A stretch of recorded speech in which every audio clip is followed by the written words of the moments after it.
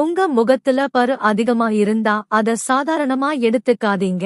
பருக்கள் வருவதற்கான உண்மையான காரணமே நீங்கதான்.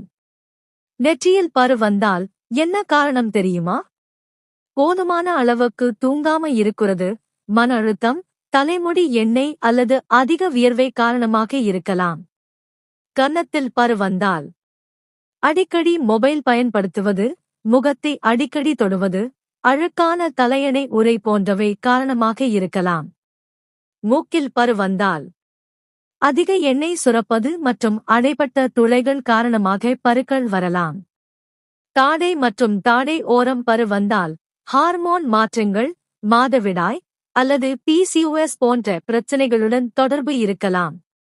வாய் சுற்றி பரு வந்தால் சில அழகு சாதனப் பொருட்கள் அல்லது தோல் எரிச்சல் காரணமாக பருக்கள் தோன்றலாம்.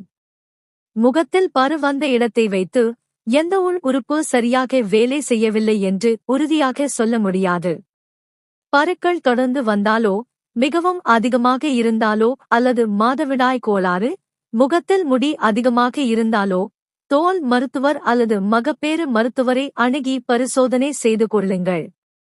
இந்த வீடியோ உங்களுக்கு பிடிச்சிருந்தா லைக் பண்ணிட்டு மறக்காம உங்களோட ஃப்ரெண்ட்ஸ் அண்ட் ஃபேமிலிக்கு ஷேர் பண்ணுங்க. அண்ட் இந்த மாதிரி யூஸ்ஃபுல் டிப்ஸ்க்கு நம்மளோட பேஜை ஃபாலோ பண்ணிக்கோங்க. பாய்.